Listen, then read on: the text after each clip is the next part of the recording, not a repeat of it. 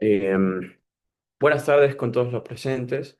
Somos Jean-Pierre Pera Morocho y José Zambrano Campaña. Somos de la Facultad de Ciencias Naturales y Matemáticas del ESPOL. Am, Agradecemos de nuevo la oportunidad al grupo Gödel de Matemática del SPOCH por la oportunidad de exponer nuestro trabajo de titulación o de tesis, el cual lleva por título el siguiente.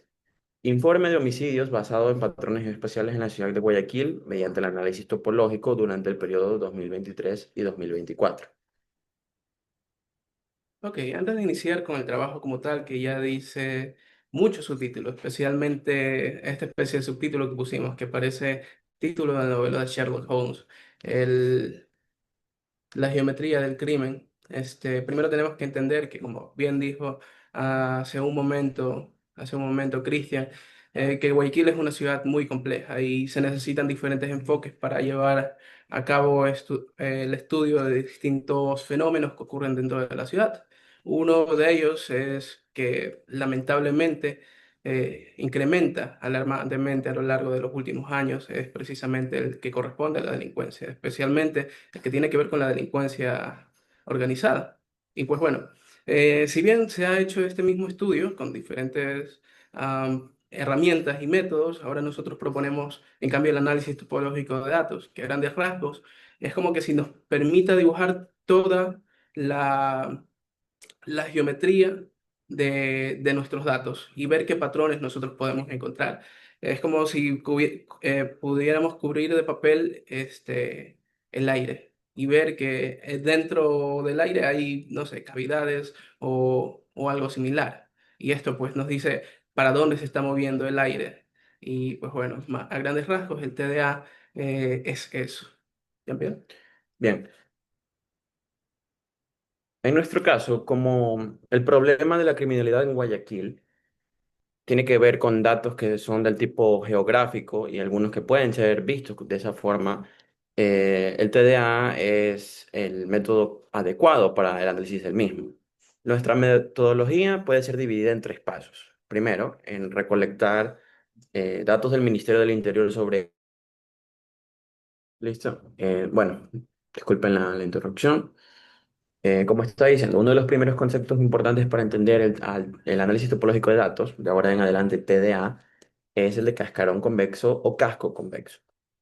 Recordemos, si nosotros tenemos un conjunto de puntos de x1, x2 y xn en R a la d, definimos la combinación convexa a la siguiente ecuación. Cualquier vector que pueda ser construido como la suma enésima de todos estos vectores en mi conjunto multiplicados por escalares, donde estos escalares son todos no negativos y su suma es igual a 1. Entendemos que cada uno de estos vectores está determinado por los escalares.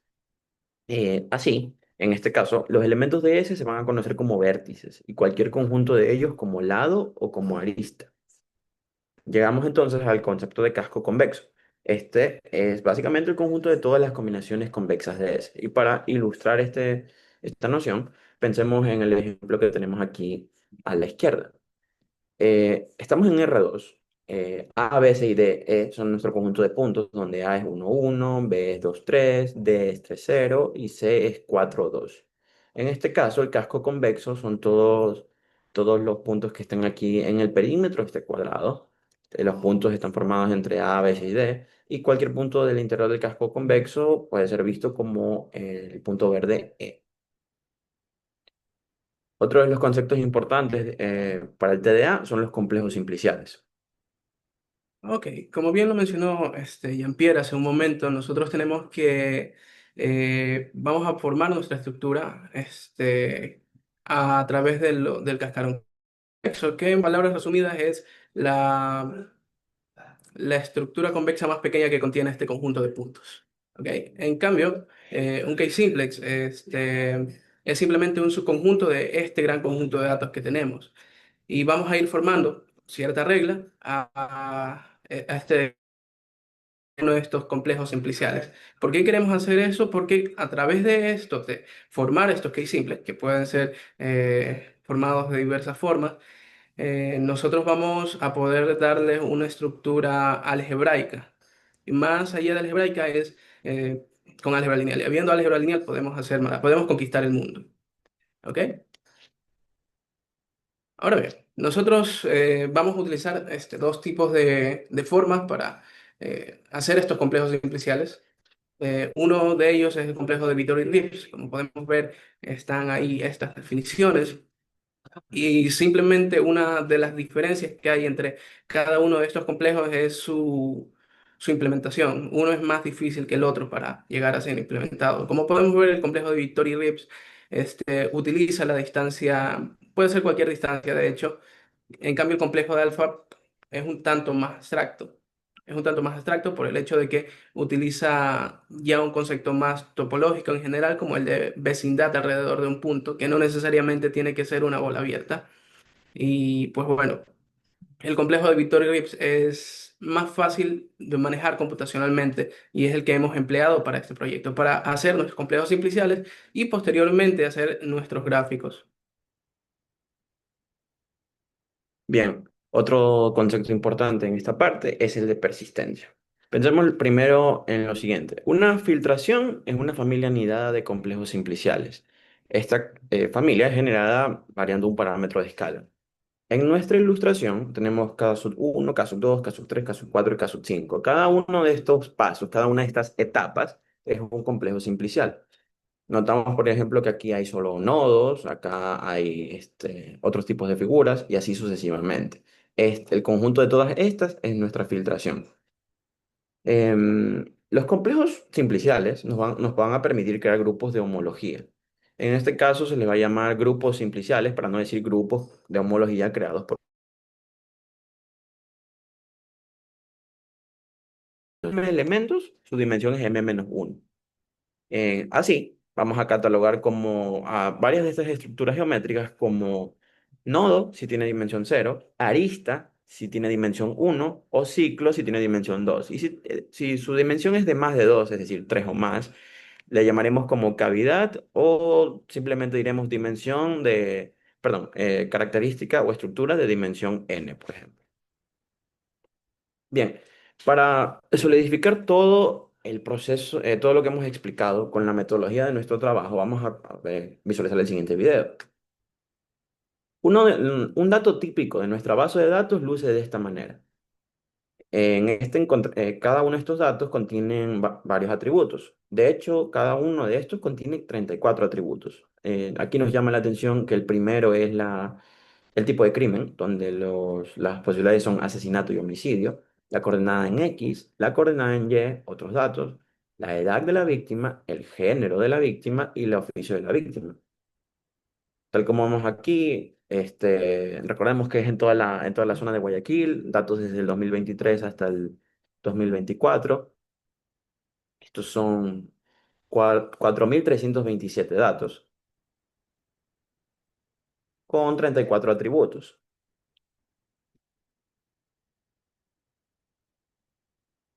Em, Primero, para nuestro análisis decidimos no utilizar los 34 atributos, sino simplemente 8.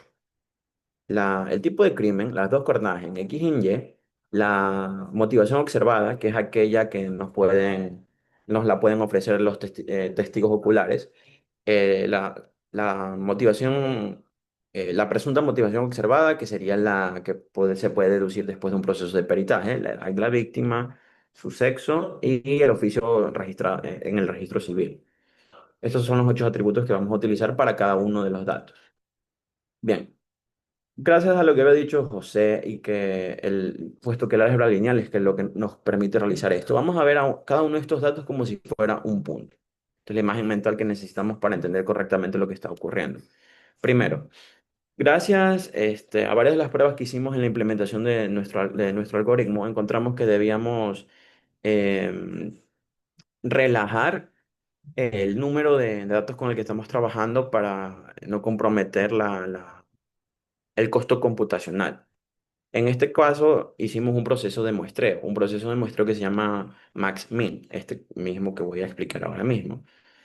Primero pensemos en que la distribución de los puntos que está en la izquierda es nuestra totalidad de los datos. Vamos a escoger un punto cualquiera.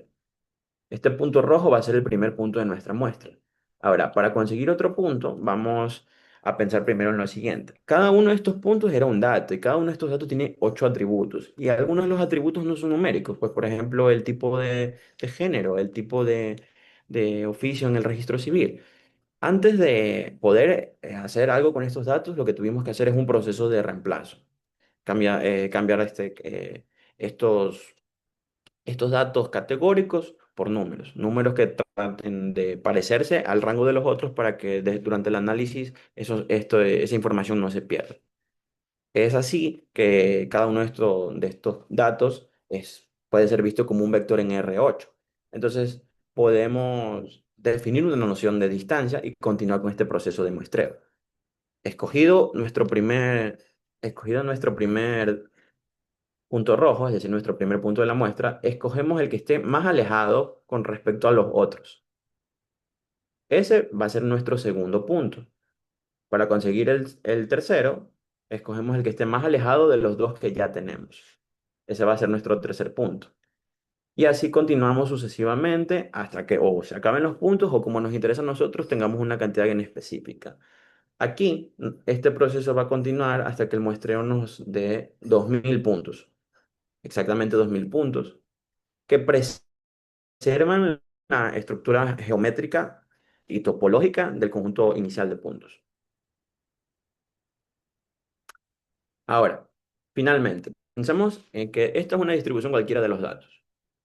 Los complejos simpliciales, aparte de lo que nosotros hemos explicado, se entienden de la siguiente manera. Cada uno de estos puntos, consideremos que vamos a trazar una bola abierta centrados en ellos, con un radio cualquiera, pero tiene que ser el mismo radio para cada una de las bolas, y este radio va a crecer. Una vez que este radio crece, en algún momento va a ocurrir que alguna bola se intersecte con otra. Cuando ocurran esas intersecciones, y dependiendo de todo lo difícil que sean, perdón, lo numeroso que sean estas intersecciones, es donde se van a crear los grupos simpliciales. Y esas son las características geométricas que nosotros vamos a analizar. Para ver lo que acabo de comentar, notemos que una vez ocurren las intersecciones, se crean varios enlaces que crean varias figuras geométricas, como las que explicamos antes, y estas son las características que nosotros vamos a analizar y presentar en los diagramas de persistencia. Y ya que hablamos de diagramas de persistencia, entonces, ¿cómo vamos a ver estos patrones? Recordemos que este es el esquema inicial de nuestro trabajo y este va a ser el resultado. Estos son los diagramas que vamos a mostrar. Pero entonces, ¿cómo interpreto esto? Primero, vamos a definir algo. Cuando nosotros vamos a decir que una de estas características, donde estas características, como digo, pueden ser nodos, pueden ser nodos o vértices, pueden ser aristas, pueden ser bucles o cavidades más complicadas. Decimos que una característica una característica nace cuando ocurre lo siguiente. Recordemos que nuestra filtración es una familia. Cada una de estas es una etapa. Si, por ejemplo, nosotros decimos que en la etapa 2 aparece, no sé, una cavidad de dimensión 4, decimos que allí nació. Y digamos que esta desaparece o es engullida por otra en la etapa 4. Decimos que allí murió, es decir, esa es su muerte. Ahora, ¿qué quiero decir que es engullida? Primero, si desaparece es simplemente que se rompe por alguna razón, pero que sea engullida quiere decir que apareció otra característica que es más robusta, como si se la tragara, por decirlo de alguna manera. Entonces, así, esta información se puede ver en estos dos gráficos. El primero se llama diagrama de persistencia y el otro se llama diagrama de código de barras. El diagrama de persistencia lo que hace se lee desde arriba a abajo, o de abajo hacia arriba, y los que estén aquí nos muestran, los que estén más alejados del eje horizontal, nos dice que son las características que son más robustas o más persistentes, donde el código de colores es nomás cambio de dimensiones. Esta misma información es encapsulada en el otro diagrama, que es el que nosotros preferimos mostrar, que es el diagrama de código de barras. Muestra esta misma relación, pero nos muestra los intervalos de vida y de muerte de cada una de estas características. Aquí, por ejemplo, con lo que acabo de explicar, es sencillo ver que, por ejemplo, esta característica azul nace en esta etapa y muere en la etapa de acá. Muy probablemente sea porque esta característica roja la engulló. Y así llegamos a los resultados. Ok. Quizás llegamos a la parte más importante y tal vez la parte más complicada de nuestro proyecto. Y es porque el hecho de interpretar los datos en cualquier proyecto, sea cual sea su naturaleza, nunca va a ser sencillo. Ahora bien, nosotros tenemos el código de barras para la ciudad de Guayaquil hecho con este complejo alfa, el que ya hablamos, y también con el complejo de Vittori-Rips. Y algo que podemos ver es la diferencia de colores. Podemos ver que las características de dimensión 0 persisten más que las características de dimensión uno. Pero ¿qué significa este detalle? Nosotros hemos interpretado que las características de dimensión cero es porque no existe una correlación entre sí entre los puntos. Es decir, como que cada uno de los puntos está demasiado lejos de los otros y por eso se queda como aislado. En cambio, las características de dimensión superior, es decir, como pueden ser las rayas azules, significa que hay varios puntos que están unidos de alguna u otra forma. Ese es el diagrama en general en Guayaquil. Sin embargo, si nos acercamos más en la ciudad, por ejemplo, en el sur de la ciudad, podemos ver cómo las características de dimensión superior, que en este caso son las de dimensión uno, persisten por un poco más de tiempo que las características de dimensión cero. Esto se debe a que, o una posible explicación se debe a la naturaleza de los crímenes dentro de esa parte de Guayaquil.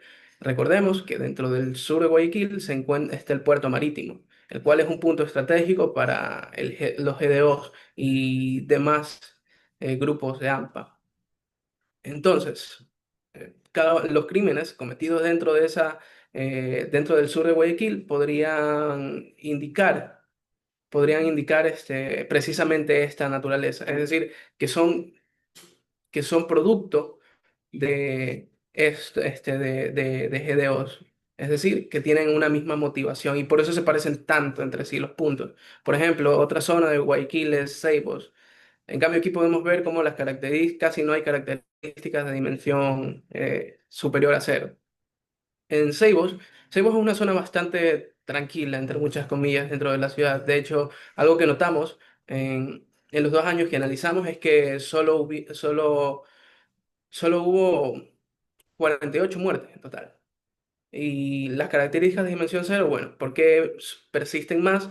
Porque no están conectados entre sí. Es decir, son diversas las motivaciones entre cada uno, son muy diversas. No necesariamente se deben a un patrón específico como puede ser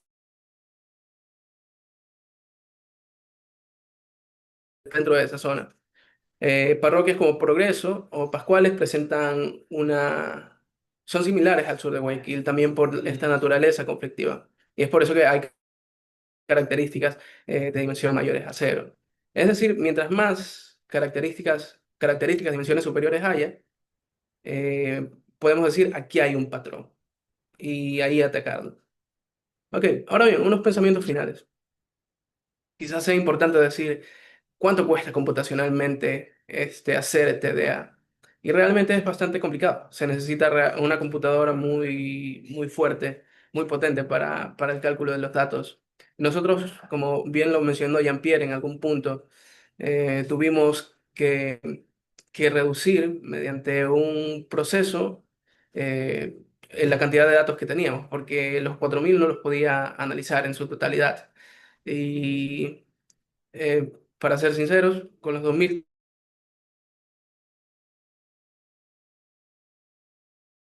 la potencia de este método respecto a otros es el hecho de que conservamos todas las características que queríamos de cada asesinato. Esto podría ser una mejor razón para, por ejemplo, para usarlo en vez de PCA, que reduce dimensiones. Es decir, se pierden características dentro de ellas. ¿Algo quieras decir, Jean-Pierre? Sí, justamente en este caso, tal como está aquí en esta diapositiva, quizás no se pudo ver porque avanzamos rápido en la explicación de nuestros resultados, pero la implementación de filtraciones diferentes, es decir, por ejemplo, las de Alpha y de las de Victory Rips, van a resaltar diversas características sobre los datos. El patrón más frecuente es que las características de dimensión cero son las que persisten más, pero pudimos ver en algunos diagramas que uno captaba características de órdenes superiores con respecto a la de otro. Esto produce, o sea, puede producir patrones diferentes, que significa análisis diferentes. Y ya que llegamos a esto, eh, si, directamente, el método no describe las relaciones directas que puedan existir entre los datos. Tal vez sea por la naturaleza de ellos, tal vez sea por el proceso de reemplazo que nosotros hicimos para verlos como vectores en R8. Pero si recordamos, cada uno de nuestros datos tenía 8 atributos.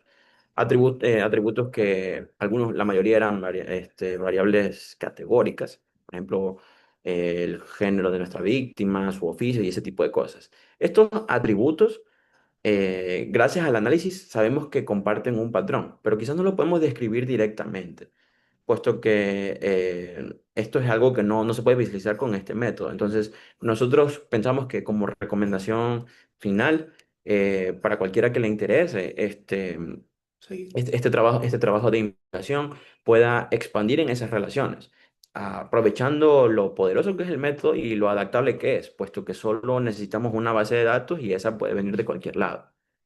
Entonces, con eso damos por terminada nuestra exposición. Muchas gracias.